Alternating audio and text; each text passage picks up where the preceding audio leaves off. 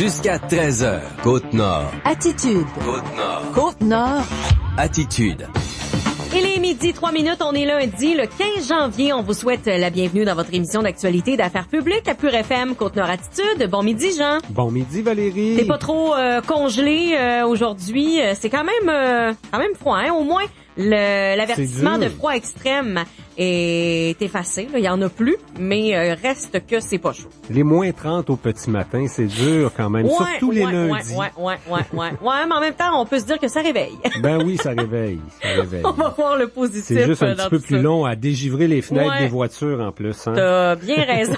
Ça là-dessus, faut être prudent. Jean, on va parler de plein de choses là ce midi. Beaucoup de sport quand même, mais aussi d'autres sujets là, comme c'est ce fameux trou noir là avec l'assurance emploi, là, les travailleurs saisonniers qui en ont assez de ça. Hein? Oui, Lynne Sirois, la porte-parole d'Action Chômage Côte-Nord, sera avec nous. Elle est quand même optimiste ce matin, Madame Sirois, parce qu'elle a rencontré le ministre Jean-Yves Duclos après avoir assiégé son bureau pendant 36 heures cette fin de semaine. Ils ont commencé vendredi, plusieurs travailleurs saisonniers. Et finalement, samedi soir, le ministre est venu jaser avec une partie de la délégation. Ces gens-là dénoncent bien sûr le trou noir et là, c'est urgent parce que dès la semaine prochaine, il y a des gens qui vont se retrouver sans revenus en raison des changements, de nouvelles façons de calculer qui tient compte du taux de chômage dans chaque région. Donc, on va expliquer tout ça avec Lynne Sirois dans quelques instants. Elle sera notre invitée. Tout de suite après, j'ai bien hâte de parler avec le maire de la Basse-Côte-Nord, la Tabatière en Basse-Côte-Nord, Randy Jones. On va lui parler du dossier de la commission scolaire du littoral. Ce sont les maires en Basse-Côte qui ont demandé ça, mais la semaine dernière, j'ai parlé aux deux présidents de syndicats à cette île. Ça va être compliqué, ce dossier-là. Il y a plus d'une vingtaine d'employés qui sont basés à cette île depuis très, très longtemps. Ces gens-là ont été engagés à cette île, à la commission scolaire du littoral, qui, elle, gère pas les écoles de cette île, là. Elle gère les écoles de la Basse-Côte-Nord, de Kegaska, Anticosti, jusqu'à Blanc-Sablon. Donc, on veut la déménager sur le territoire desservi. C'est les maires qui l'ont demandé, mais ça semble compliqué. On va parler aussi de la route blanche, la desserte maritime par le Bella des Gagnés, avec Randy Jones, le coloré maire anglophone, avec un bel accent, parle très bien français bien sûr, de la Tabatière en Basse-Côte-Nord. Ensuite, ce matin, il y avait la conférence de presse annuelle du tournoi Ferro Optimiste. On aura donc tous les détails sur le 41e tournoi qui s'en vient dans nos arénas de cette île dans quelques jours. Hein. C'est du 24 au 28 janvier. Pierre Gilbert est le président du comité organisateur. Normand Côté est vraiment le spécialiste là des compétitions, de tout le côté hockey. C'est des gens qui sont impliqués au club Optimiste, oui, mais au tournoi Ferro depuis de nombreuses années. Hein, on le sait comment on a une organisation solide au tournoi Ferro. Alors, deux représentants de cette solide organisation seront avec nous à 12h40. Comme tu le disais, presque la moitié de l'émission est sportive ce midi. On va recevoir Yannick Bouchard, peut-être aussi d'autres porte-paroles, là, des fondateurs même du club Les Macareux. Ça a été une fin de semaine historique pour le volleyball Côte-Nord et pour les Macareux parce que là, on a des championnes provinciales, là. Puis pas en division 2, en 2B ou en 2A, dans le 3A. Donc, les meilleures joueuses de volleyball de 16 ans au Québec sont des filles de chez nous. On en parle en fin d'émission avec leur entraîneur Yannick Bouchard. Et avant cette série d'entrevues, Jean, on offre un bulletin d'actualité complet. Actualité Pure FM. Et je commence par les sports puisqu'on a eu des détails ce matin à la conférence de presse. Le 41e tournoi de hockey Ferro Optimiste accueillera à cette île 68 équipes du 24 au 28 janvier. 8 villes du Saguenay-Lac-Saint-Jean et de la Côte-Nord seront représentées. En primeur, les organisateurs proposent une rivalité entre nos 3 écoles secondaires. L'école Manicouté, l'école privée, l'IESI et l'école Manikanetich dans la catégorie catégorie juvénile scolaire. La classique en plein air sera de retour au Stade Holiday le vendredi midi avec des jeunes joueurs d'âge novice. 125 parties de hockey seront disputées pendant 5 jours dans les 3 arénas de Sept-Îles et Maliotenam pour l'édition 2018 du tournoi Ferro Optimiste. L'an dernier, l'événement a attiré environ 7000 spectateurs. Les profits du tournoi vont toujours à l'association de hockey mineur de Sept-Îles. Le club Optimiste mobilise 150 bénévoles pour cette organisation. Des travailleurs saisonniers de la Côte-Nord et de Charlevoix ont occupé jusqu'à samedi soir les bureaux du ministre fédéral du Développement social, Jean-Yves Duclos, à Québec. Il juge maintenant la situation urgente. Dès la semaine prochaine, des familles seront privées de revenus pour une période allant de 3 à 20 semaines en raison d'un nouveau calcul à l'assurance-emploi. Pour le groupe Action Chômage et la CSN Côte-Nord, l'adoption de mesures d'urgence est prioritaire pour éviter des drames humains lourds de conséquences. La baisse du taux de chômage en région liée aux nouvelles exigences du programme d'assurance-emploi crée un trou noir pour les travailleurs d'industries comme la pêche, la forêt, la construction et le tourisme. Le groupe de manifestants a réussi à obtenir une rencontre en tête-à-tête d'1 heure avec le ministre Duclos.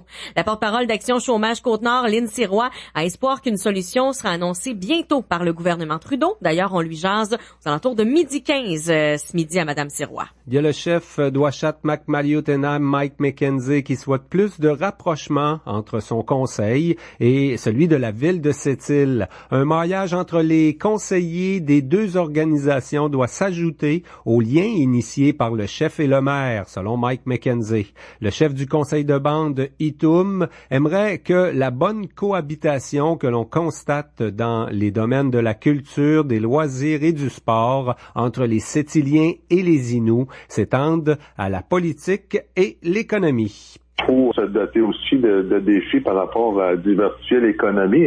Il n'y a pas juste les mines. Il faut regarder d'autres choses. Là. Je pense qu'il faut améliorer au niveau touristique, au niveau d'autres projets qui sont envisageables de travailler ensemble. Je regarde juste comme exemple, la route 138 est tellement mauvaise entre Sept-Îles et Bécomo. Un dossier parmi tant d'autres, mais il faut le travailler, la route 138 aussi. Le maire de Sept-Îles, Régent Porlier, a exprimé dans le passé beaucoup d'ouverture pour une plus grande collaboration avec la communauté autochtone dans différents domaines. Une rencontre conjointe entre les élus de Sept-Îles et d'Ouachat-Maliotenam est prévue au printemps. L'enquête préliminaire pour le procès de Jean-Luc Volant est reportée au 26 février. Elle devait débuter vendredi au palais de justice de Sept-Îles. L'ancien policier de Shefferville est accusé d'agression sexuelle et d'atteinte à la pudeur pour des gestes commis dans la communauté nordique entre 1980 et 1986. L'avocat de l'accusé, Jean-Luc Desmarais, a déjà représenté la plaignante dans le passé. La procureure de la Couronne a souligné à la juge le malaise causé par la situation. Rappelons qu'un incendie dans le bâtiment abritant le restaurant chez Homer à Sept-Îles a mobilisé les pompiers et les policiers vendredi soir à partir de 19h. Le feu semble avoir pris naissance dans des installations électriques au 2e. Les logements à l'étage ont été évacués. Ça n'a pas été un gros incendie. Il a été maîtrisé rapidement par les pompiers. Le secteur de la rue Brochu a été privé d'électricité, même une bonne partie du bas de la ville de Sept-Îles en plein vendredi soir. Le restaurant est en train de planifier sa réouverture. Et première historique pour la région, les filles du club des Macareux de la Côte-Nord ont gagné la médaille d'or au niveau provincial au tournoi Invitation de Volleyball Québec en Division 1 à Joliette samedi. Les joueuses de moins de 16 ans de Sept-Îles, Port-Cartier, Bécomo et Bergeronne ont remporté le titre de championne 3A chez les U17. Selon l'entraîneur Yannick Bouchard, les volleyeuses de la Côte-Nord ont montré du caractère et de la détermination. L'équipe de la Côte-Nord a défait des formations de l'Abitibi, la Mauricie, la Rive-Sud de Montréal, les Laurentides et Joliette. L'équipe participera à un autre tournoi provincial 3A à Saguenay en février. La plupart des filles représenteront la Côte-Nord aux Jeux du Québec l'été prochain à Thetford Mines. Mais voilà, ça complète ce bulletin d'information régionale. Attitude. Le toit de votre maison vous protège des intempéries. Mais saviez-vous qu'une trop grande accumulation de neige sur celui-ci pourrait vous créer bien des problèmes? Ramonage Côte-Nord, c'est non seulement les spécialistes en ramonage, c'est aussi la meilleure équipe pour effectuer le déneigement de votre toiture. Que ce soit pour un établissement résidentiel, commercial ou industriel, le service de déneigement de toiture vous est offert 7 jours sur 7. Contactez les professionnels de Ramonage Côte-Nord avant qu'une avarie ne survienne.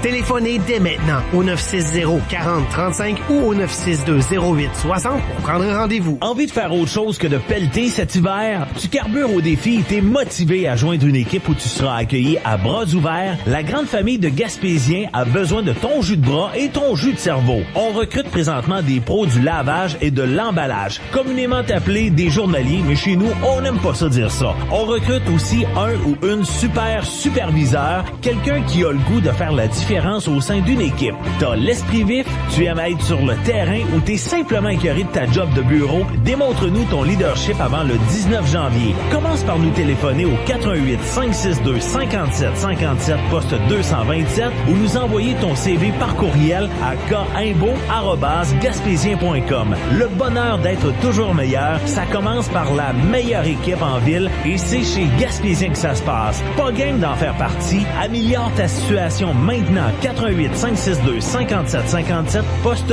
227.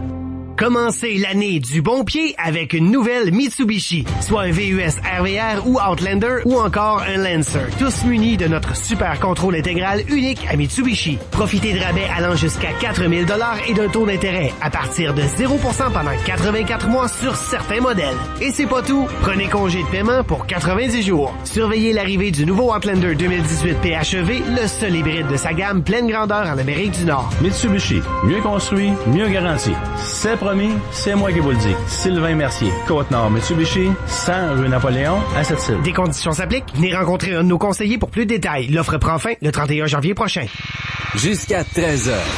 Côte-Nord. Côte-Nord. Attitude.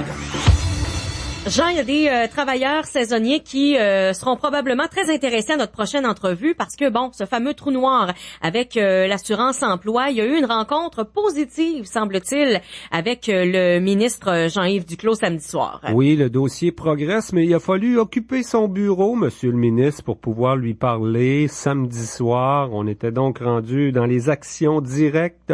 On le sait, il y a l'organisme Action Chômage Côte-Nord qui a mobilisé beaucoup de gens dans ce dossier-là. On a eu l'appui là inconditionnel et très présent sur le terrain également des gens du Conseil central de la CSN Côte-Nord. On s'entretient à l'instant avec la porte-parole d'Action Chômage Côte-Nord. Madame Lynne Sirois, bonjour.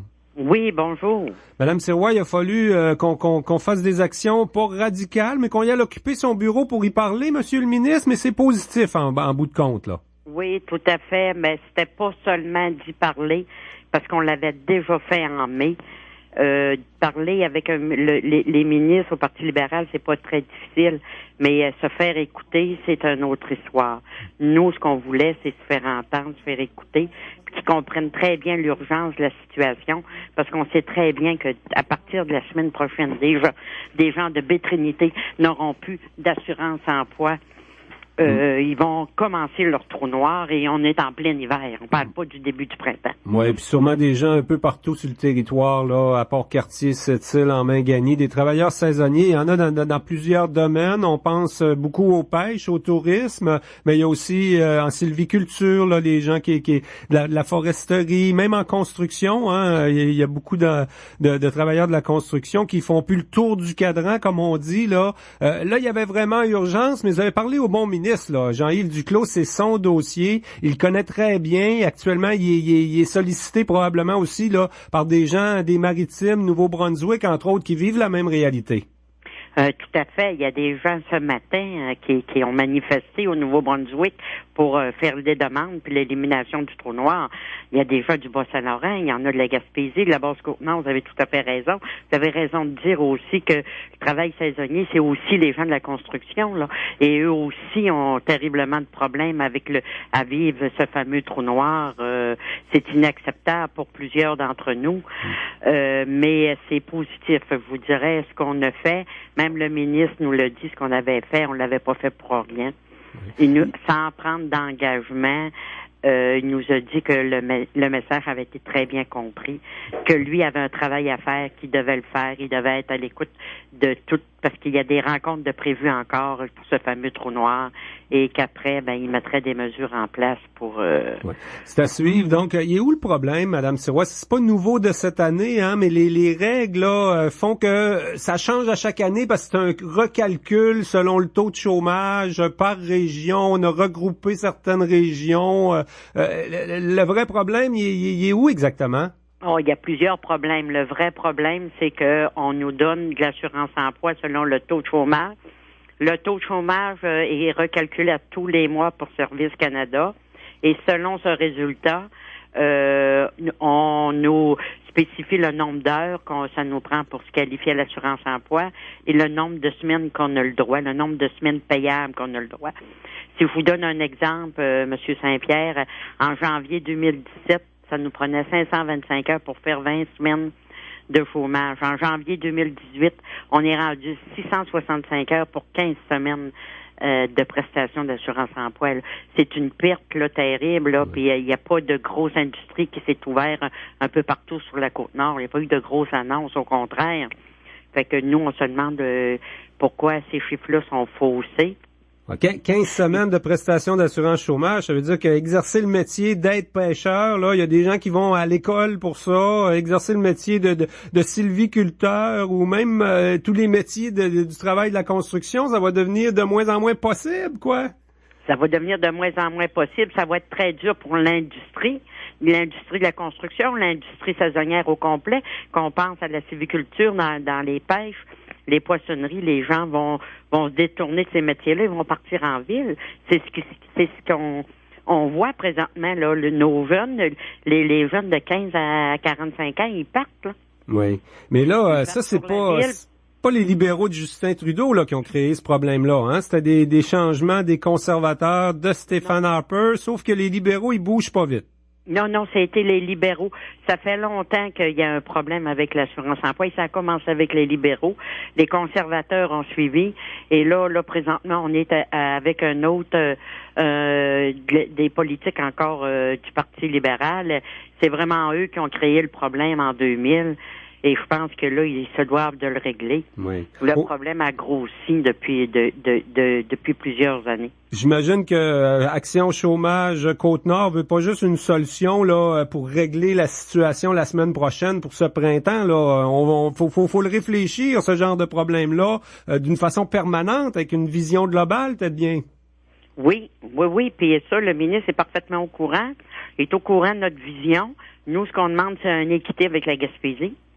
On demande un minimum de 420 heures pour 30 semaines de prestations. Ça veut pas dire qu'on veut travailler que 420 heures, mais que les gens qui arrivent à travailler, qui commencent à travailler, puis pour quelque raison que ce soit, on sait très bien que dans les tourbières, des fois, c'est la saison de la pluie qui décide si c'est une bonne ou une mauvaise saison. Là. On veut que le plus de gens soient capables d'être couverts à l'assurance-emploi, même les gens qui sont à temps partiel. On parle beaucoup du travail saisonnier, mais il y a le travail à temps partiel aussi. Quand on fait 15-20 heures semaine, c'est quasiment impossible de se qualifier à l'assurance-emploi avec les normes qu'on a présentement.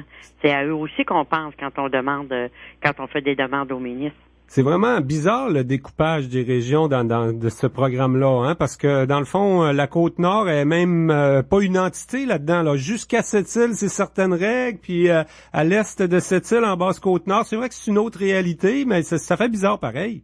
C'est la Basse-Côte-Nord est la même réalité que la Haute-Côte-Nord. En Basse-Côte-Nord, le taux de chômage est à 20 %. En Haute-Côte-Nord, il est à 17,7 %. Sauf que les autres, ils n'ont pas de route, puis sont loin de toutes, là. Ben, tout à fait. Puis la Basse-Côte-Nord est reliée avec la Gaspésie.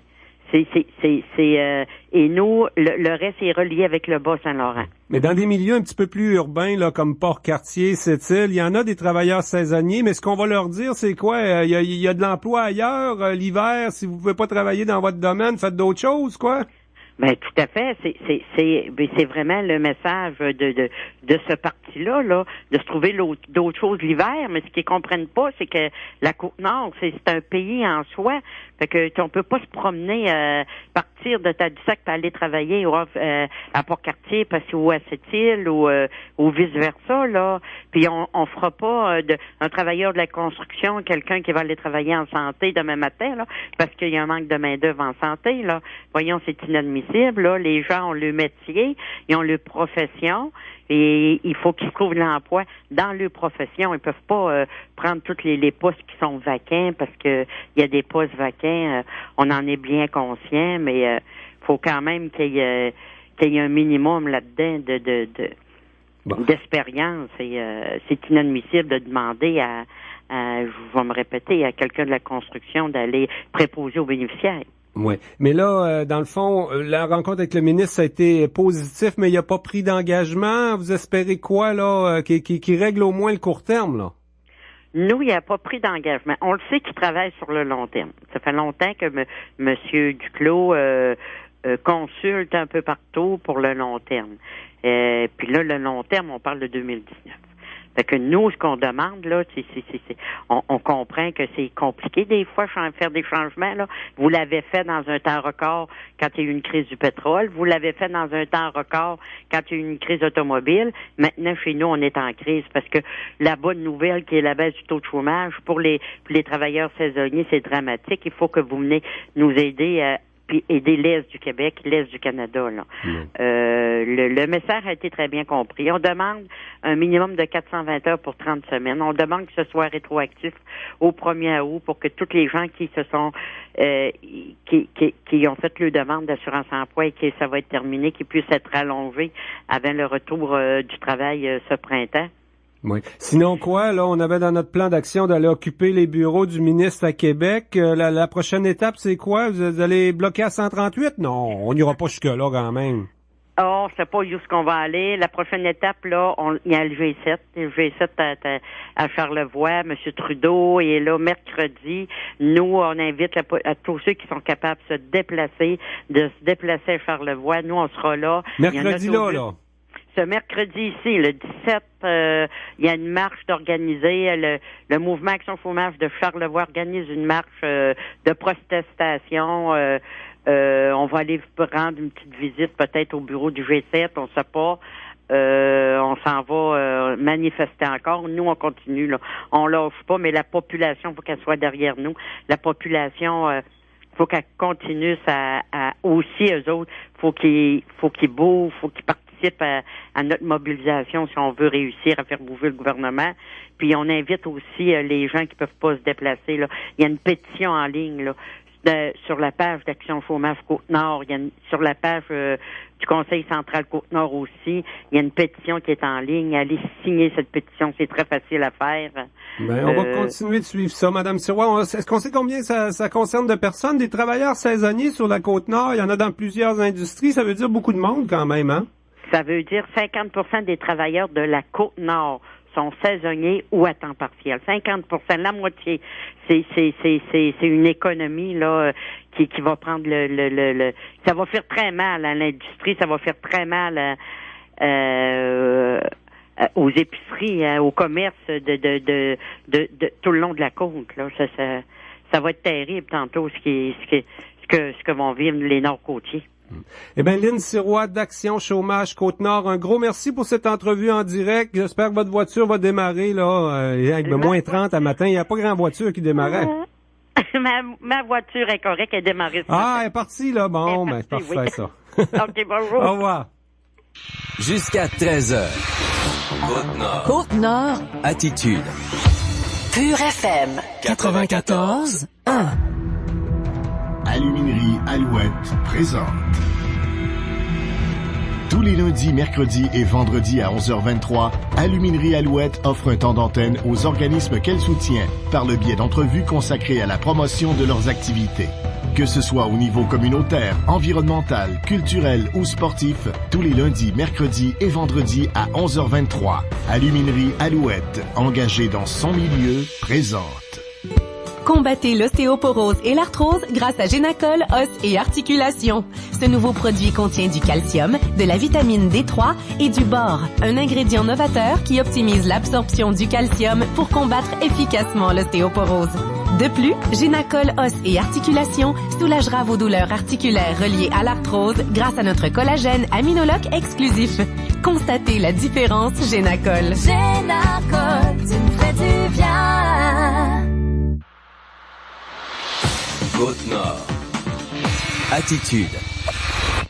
On va parler de nos réalités parfois bien différentes qu'on vive sur la Côte-Nord à Sept-Îles ou sur la Côte-Nord en Basse-Côte, à la Tabatière, entre autres, avec le maire Randy Jones. On va aborder plusieurs dossiers, dont le déménagement de la commission scolaire du littoral et le travail de desserte maritime par le Bella Desgagnés. Monsieur Jones, bonjour. Oui, bonjour. Fait beau à la Tabatière aujourd'hui? Oui, finalement, une journée de beau temps. Ah, vous avez pas les moins 30, vous autres?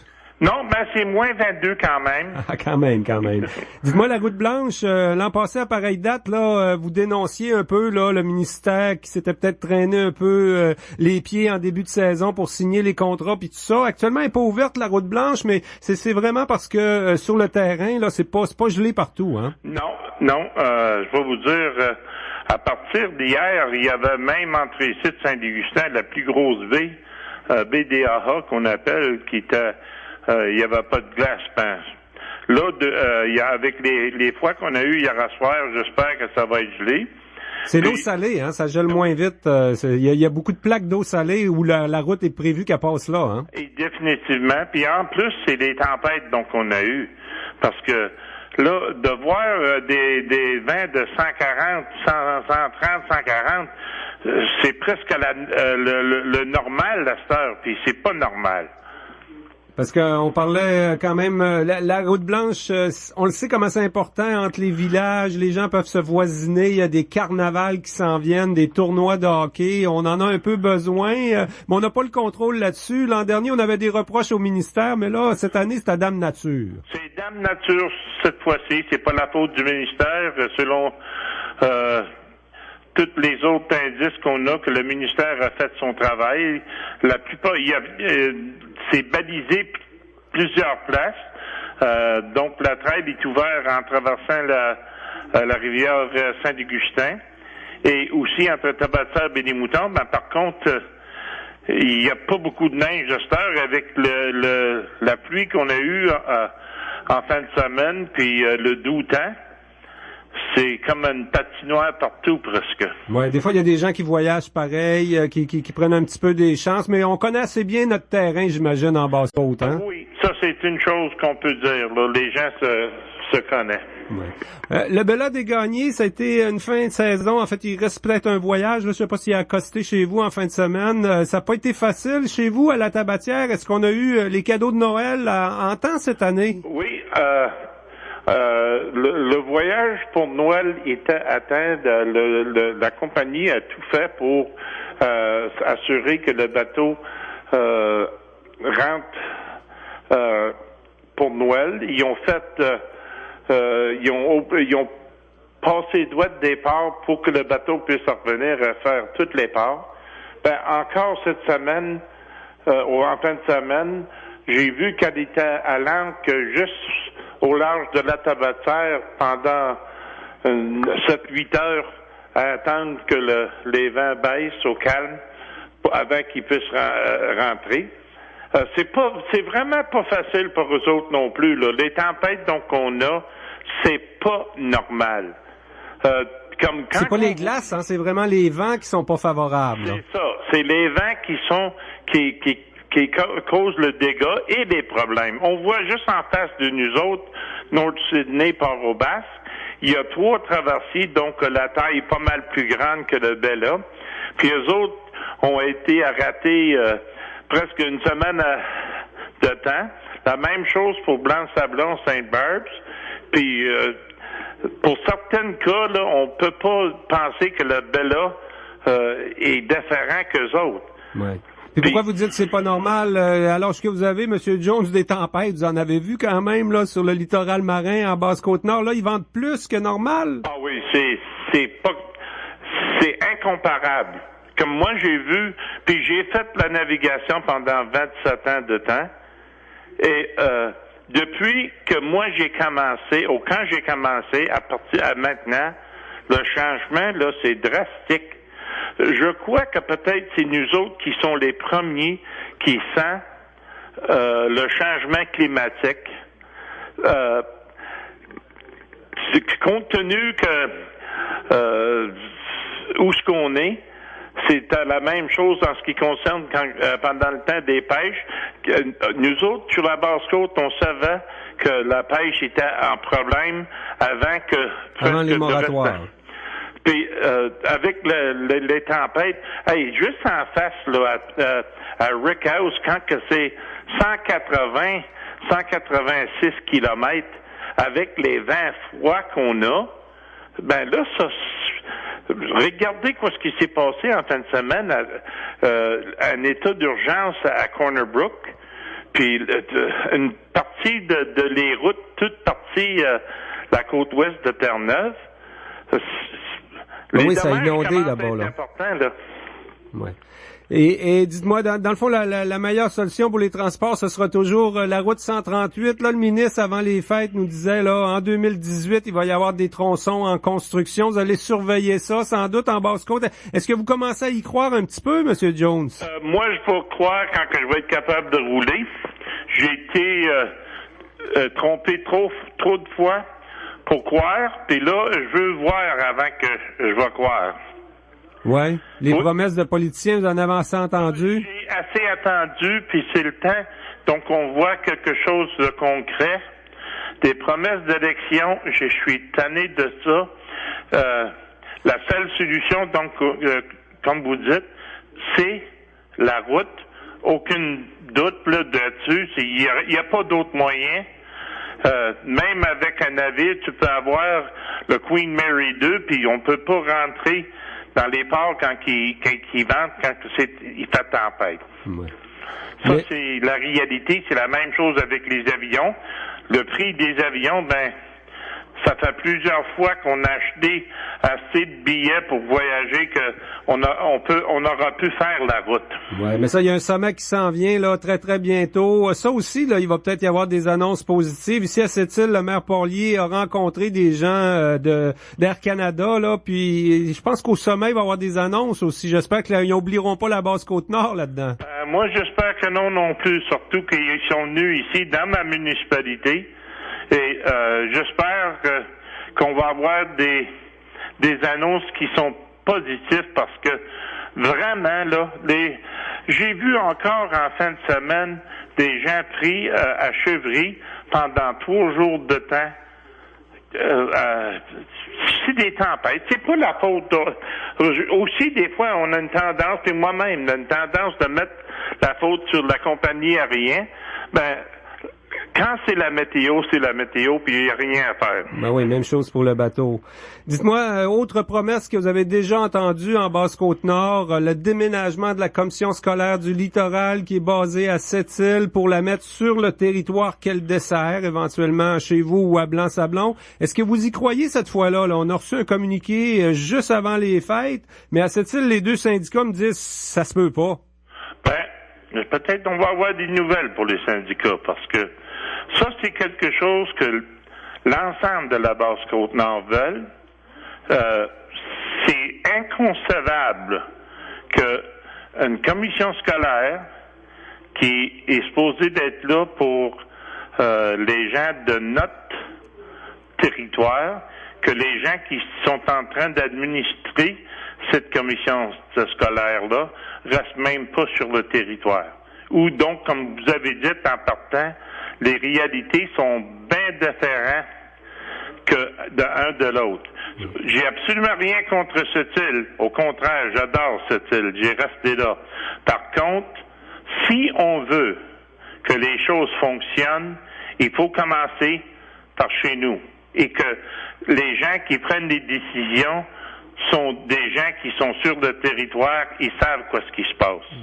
Et cette fois-ci, je parle, il n'y a pas de différence avec les maires, c'est l'ensemble, c'est unanime. Oui, je sais qu'il va y avoir des problématiques, que les gens ont été engagés pour cette île, Ils ont une clause dans le contrat qui dit qu'on peut pas les faire travailler à plus de 50 kilomètres. Fait que peut-être qu'on va être obligé de payer des gens à rien faire à Sept-Îles pour le restant de leur carrière, là. Je peux pas dire quoi ce que je voulais dire, mais on paye des gens au gouvernement pour faire ça. Non, c'est pas le cas, là. Et cette fois, vous y croyez vraiment, oui? Il faut qu'ils comprennent que c'est la volonté de la population. Les gens veulent ça. Puis au début, la dernière fois que cette promesse-là a été faite, il n'y avait pas de consensus entre les maires du temps, puis un voulait que tout allait dans sa municipalité, l'autre dans l'autre. Cette fois-ci... Ça va aller où, à Blanc-Sablon, là? J'ai aucune idée. La seule chose dont on a dit, puis pour donner un coup de main à la personne qui va préparer le rapport pour le ministre, c'est où est-ce que les gens vont décider ou faire la recommandation, puis tout le monde va être d'accord avec ça. Okay. Puis si c'est à Blanc-Sablon, c'est à Blanc-Sablon. D'abord que c'est sur le territoire. C'est une erreur du passé. On aurait dû l'installer là quand on l'a créé, la commission scolaire du littoral. À cette heure, ça devient compliqué à déménager, là. Monsieur Saint-Pierre, la commission scolaire du littoral était sur la base Côte-Nord. Elle était à Chevry.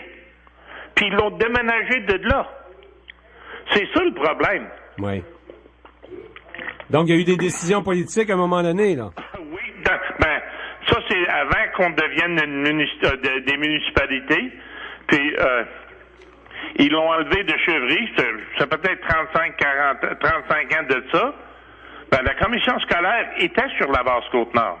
Ouais. Puis, pour nous, là, je pense que c'est comme ça qu'on va réussir, là. Chaque envoi compte, puis la commission scolaire du littoral, c'est pas ça qui fait vivre cette île. Non, c'est clair. C'est clair. Vous n'aurez pas de chicane au niveau politique, mais au niveau des syndicats, en tout cas, eux autres, ils vont défendre leurs membres, c'est clair. Ça, c'est clair, et je suis conscient de ça. C'est bon, bataille, puis on va, c'est pas une bataille, ça va être, on va se parler comme du monde, puis il va y avoir des décisions de prise. Bon, excellent. Monsieur Randy Jones, on va surveiller ça de près. Je vous remercie beaucoup d'avoir pris du temps pour nous parler avec le monde de cette île ce midi, là. C'est un plaisir pour moi, Monsieur Saint-Pierre. Bonne journée. Bonne journée. Bye. Vous écoutez Côte-Nord Attitude, en direct du studio Centre-Hi-Fi Groupe Select, Sept-Îles. Le 15 janvier est le jour le plus triste de l'année. Alors profitez du solde. Échappez au blues de l'hiver de Sunwing. Cette semaine seulement, économisez jusqu'à 60% sur les forfaits vacances les mieux cotés. Envolez-vous avec le numéro 1 dans le Sud et découvrez le service primé. Réservez aujourd'hui avec votre agent de voyage ou sur... Les vedettes vous fascinent? Vous voulez tout savoir sur la vie trépidante de vos artistes préférés? Quels sont les potins du jour? La capsule Monde de Stars. Ici Chloé Patry Robitaille, je vous donne rendez-vous en fin de journée du lundi au vendredi afin de vous livrer les nouvelles showbiz qui font l'actualité sur le site mondedestars.com. Musique, cinéma, art et spectacle, vous serez les premiers informés. C'est un rendez-vous à ne pas manquer. La capsule Monde de Stars. Du lundi au vendredi à 16h30 au 94.1. Voici un message de la ville de Sept-Îles. En raison d'un problème lié aux équipements de traitement de l'eau potable, la ville de Sept-Îles demande aux résidents du secteur de Place de la Baule-à-Moisy de faire bouillir leur eau 1 minute avant consommation par mesure préventive, et ce, jusqu'à avis contraire. Je répète, la ville de Sept-Îles demande aux résidents du secteur de Place de la Baule-à-Moisy de faire bouillir leur eau 1 minute avant consommation par mesure préventive, et ce, jusqu'à avis contraire. La ville s'excuse des désagréments occasionnés aux citoyens touchés et les remercie de leur compréhension. Attitude. Jean, chaque année, en début d'année, on attend ça, le tournoi Ferro Optimiste, qui est une tradition maintenant. On en sera à la 41e édition et c'est ce matin qu'on a dévoilé les détails justement de l'événement qui s'en vient. Comme je le disais au début, il y a une organisation solide, les gens du Club Optimiste, mais des gens d'expérience pour organiser ce genre d'événement.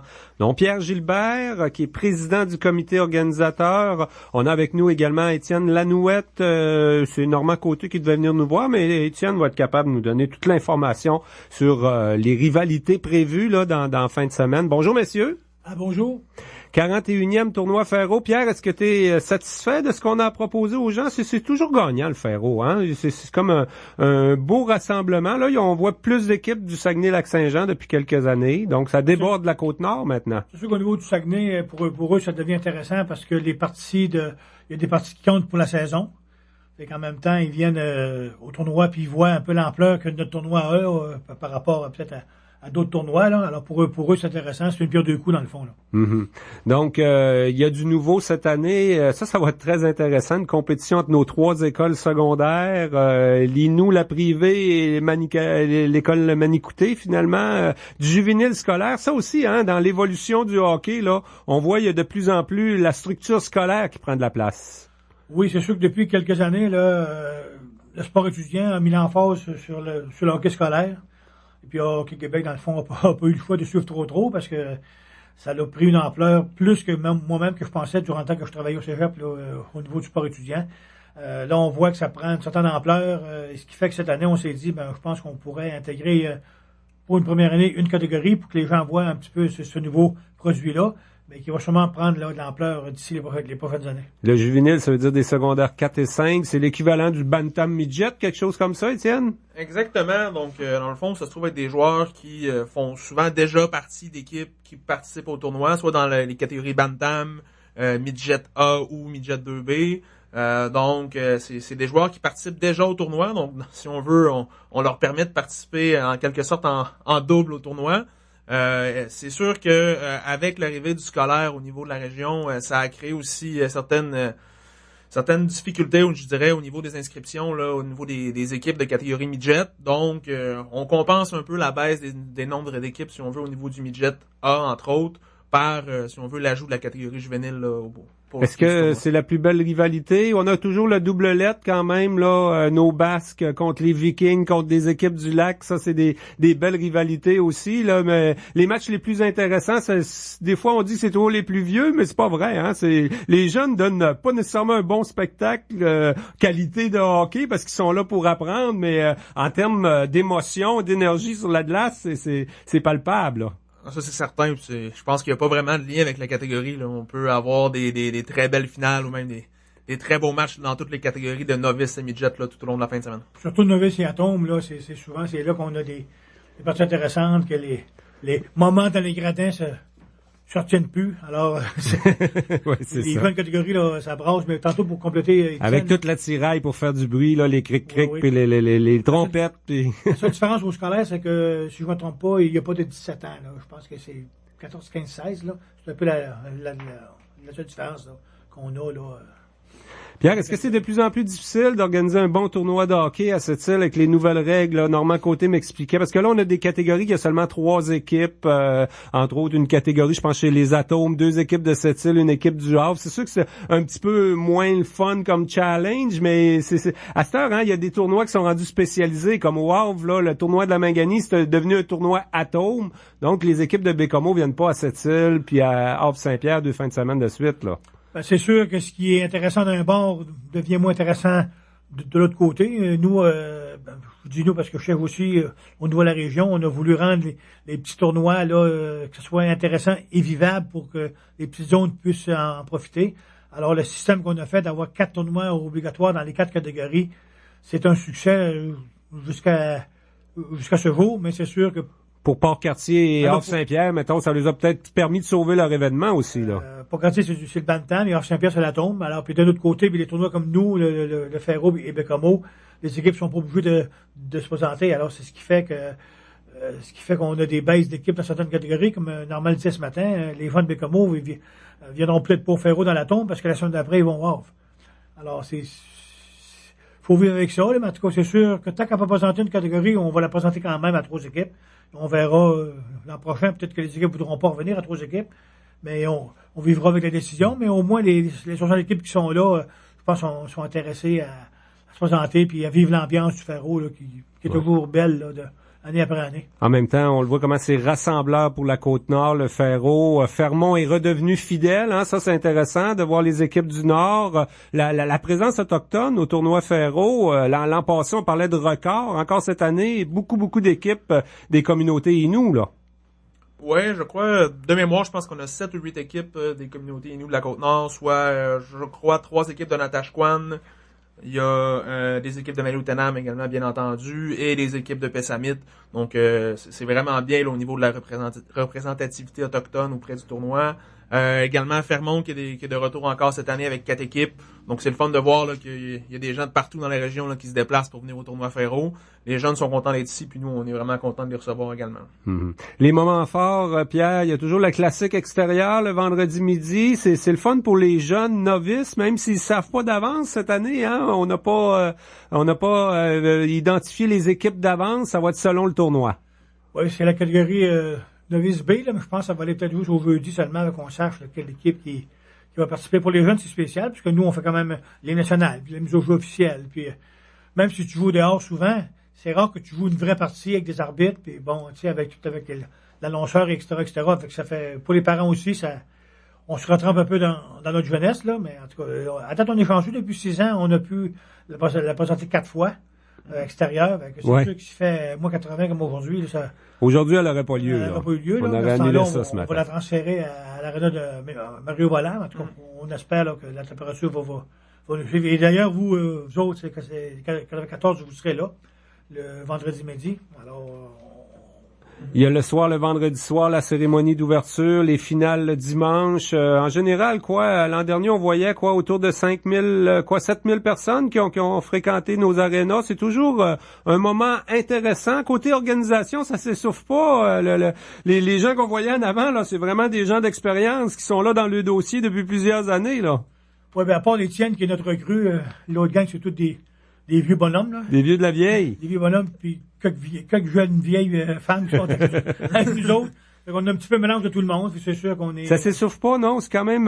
ça prend d'autres mondes aussi, là. Pas juste le comité qui est en avant, là. C'est quasiment 150 bénévoles pour organiser ça. Ah oui, c'est sûr. Juste les portes et les guichets, c'est déjà beaucoup de monde. Donc, toutes les... Heureusement, on n'a plus l'hébergement comme dans le temps. Ça c'était quelque chose. Ça, c'était essoufflant, puis non, je pense qu'on a plus ça. À cette heure, ça s'organise quoi? On les héberge dans les écoles maintenant, les jeunes? Non, ils vont à l'hôtel, ils s'organisent, ils ont des budgets. Les équipes s'arrangent beaucoup maintenant. Là. En fait, on offre en théorie encore le service d'hébergement. Par contre, il n'y a plus aucune équipe qui utilise le service.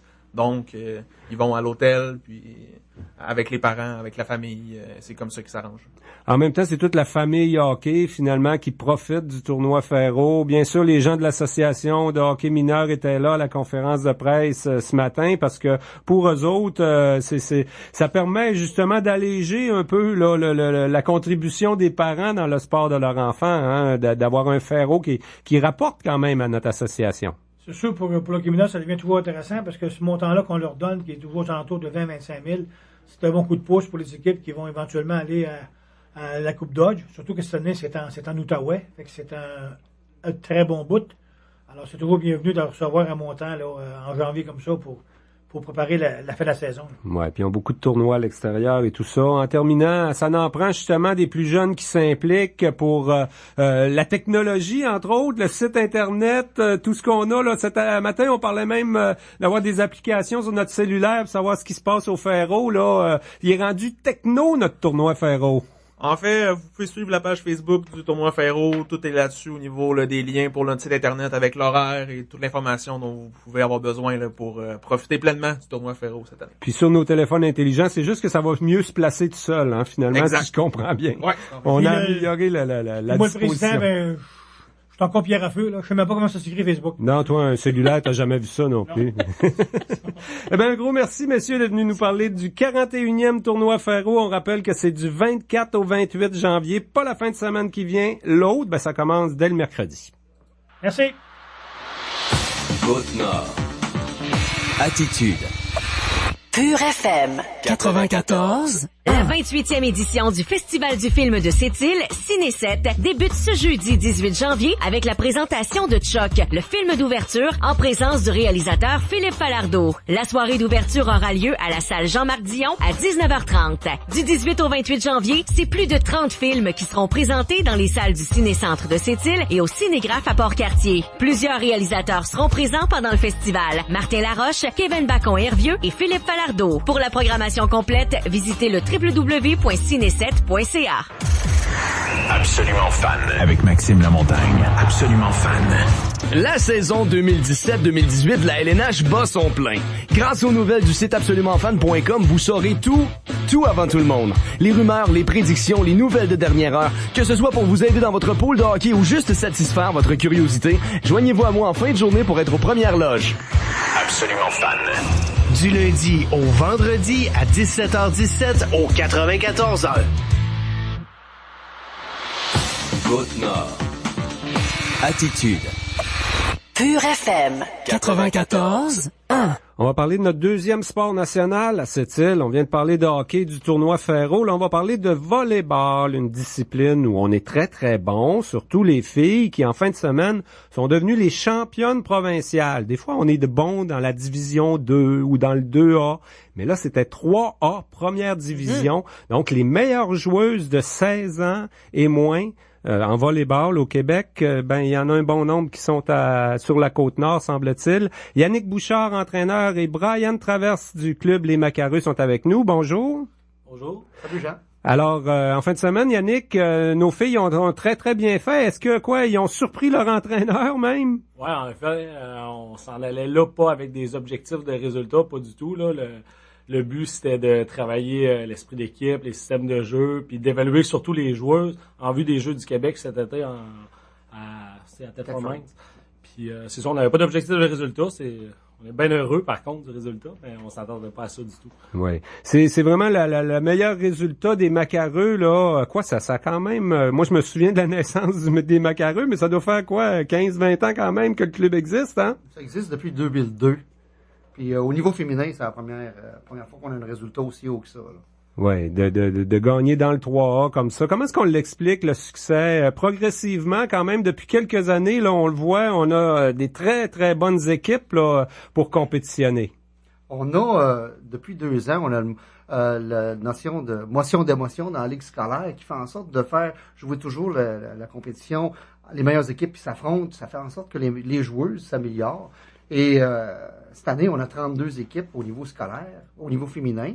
8 au niveau masculin. Ça fait en sorte qu'il y a beaucoup d'entraîneurs aussi, puis des jeunes qui vont aux études à l'extérieur reviennent coacher, et il y a une implication incroyable de la part des adultes, des jeunes adultes qui ont déjà joué au volleyball. Ça fait en sorte qu'on a un très bon staff d'entraîneurs, qui fait en sorte que les jeunes ils se développent beaucoup mieux, là. Yannick, c'est un bon exemple d'ailleurs d'un jeune qui a commencé avec Brian puis d'autres là à une certaine époque, qui a vu naître le club Les Macareux, puis que là il décide de s'impliquer en dehors de son travail là, comme entraîneur. C'est un peu comme ça. Il y en a plusieurs à cette île qui ont évolué comme ça avec le club, hein? Oui, c'est ça. Brian, il a réussi à former pas juste des joueurs, il a réussi à former des entraîneurs aussi. Fait qu'on est quand même une bonne gang là qui se sont ensuite enlignés vers le coaching. Puis, c'est quand même surprenant notre compétence en volleyball. Il doit y avoir quelque chose à quelque part là qu'on sait pas, parce que c'est un sport d'équipe. En judo, ça s'explique parce que c'est un sport individuel. À quelque part, on peut faire compétitionner les jeunes contre des plus vieux. Ici, comment on peut l'expliquer là notre succès ou nos compétences en volleyball quand même? C'est une grosse machine là en tant que telle. Ça vient, selon moi, des organisateurs justement qui organisent beaucoup de tournois sur la Côte-Nord. Ça fait qu'il y a beaucoup de parents qui jouent, donc il y a beaucoup d'enfants qui jouent aussi, l'intérêt est plus grand. Puis plus on a de jeunes en fait dans un sport, plus le bassin est gros, plus les chances de compétitionner sont le succès du tournoi Orange aussi, c'est pas étranger à tout ça, hein. Tout le monde veut être au tournoi Orange, participer à l'événement chaque année à cette île. Donc pour les jeunes en plus, pour le club, ça devient une source de revenus, tous ces tournois-là, tous ces événements-là. Effectivement. On est le capital national du volleyball, sans doute. Mais pour les tournois à l'extérieur, quand même, c'est coûteux. On est capable de s'arranger pour que les parents, ça leur coûte pas tout le temps le gros prix pour se déplacer puis tout ça. C'est sûr qu'une équipe de volleyball quand même, c'est une 10-12 filles. On part, ça prend tout le temps 15 places à chaque fois, là. À chaque fois qu'on part, c'est quand même... chaque équipe qu'on a, c'est un budget annuel d'à peu près 10 000 $. Actuellement, cette année, on a un 17U, on a le 16U, on a le 15U, on a le 14U, et on a aussi les garçons. Ça fait qu'on compte vite, ça fait 5 équipes. Il y a beaucoup d'activités de financement en termes de tournois de volleyball. Il y a aussi le support du tournoi orange. Il y a aussi le tournoi, les 2 tournois d'été, le volley soleil et l'omnium dans le vent. Ça fait en sorte qu'on tanne pas trop les gens, mais on organise le bonheur pour les gens. En même temps, à Volleyball Québec ou dans le milieu du volleyball au Québec, cette île, tu te dis c'est une capitale, mais notre réputation est faite quand même là, comme bon organisateur pour accueillir des gens. Mais on en a beaucoup des jeunes qui ont performé au niveau collégial 3A, au niveau universitaire, qui viennent de cette île, là, des gars comme des filles d'ailleurs. J'ai comme l'impression que ça fait juste commencer en plus, parce que le bassin des entraîneurs est tellement bien développé que les joueurs aussi, ils bénéficient de tous les supports des entraîneurs qu'on a actuellement. Ouais. Le problème, c'est encore quoi au niveau des garçons, c'est plus difficile, non? Là, il y a plus d'équipes scolaires, ça fait que même les gars, ça va bien. Dans le temps de mes jumeaux puis d'Yannick, là, les compétitions de garçons étaient plus rares, c'était difficile de développer des équipes sur la Côte-Nord, mais là, même les gars, il y a un bon niveau de compétition. Quand même assez bien. D'ailleurs, Yannick puis les jumeaux, c'était les derniers à avoir gagné médaille d'or au niveau 3A à l'époque, c'était en 2004, je pense. On avait juste une équipe, c'est à Côte-Nord, mais là, on a 8 équipes. Au niveau juvénile, il y a quelques équipes. Au niveau cadet, il y a quelques équipes. Julie Bernier, qui est parti avec ses gars, il avait une compétition à Saint-Félix-de-Valois en fin de semaine. Maxime Mimo, qui avait son 15U, qui était parti à Vaudreuil en fin de semaine. Il y a d'autres équipes qui ont du fun à l'extérieur, puis à du haut niveau à part ça. Là, qu'est-ce qui s'en vient? Là, ça a évolué quand même, les Macareux. Hein? Je voyais la liste de l'équipe à Yannick en fin de semaine. C'est pas juste du monde de cette île comme avant. On n'a pas juste intégré des filles de Port-Cartier qui sont à côté. Il y avait des filles de Bergeronne et de Bécomo sur l'équipe. Ça rend la chose difficile pour s'entraîner, par contre, j'imagine. Oui, on a été chanceux. On a réussi à se faire inviter par l'essor de Québec pour aller pratiquer le vendredi. Ça nous a permis de nous dégourdir les jambes, c'est sûr, de la route, mais de travailler aussi certains systèmes de jeu. Comme ça, on est arrivé le samedi un peu plus préparé. Ça nous a permis de surprendre la grosse équipe dès le premier match. Donc ça aide. Là, Ça a été quoi le match, le cheminement parfait en fin de semaine? On n'a pas perdu une? On a échappé un set dans les préliminaires, mais on a gagné tous nos matchs quand même. Puis le gros match s'est passé en quart de finale là, contre les Lynx de Rive-Sud. On a échappé le premier set 24-26, puis le deuxième set, on a gagné 25-23, puis le troisième set 15-13. Là, c'était fou comme ambiance dans le gymnase. Là, c'était impressionnant. Ça devait être aussi fou que le match des Vikings hier au football. Exactement.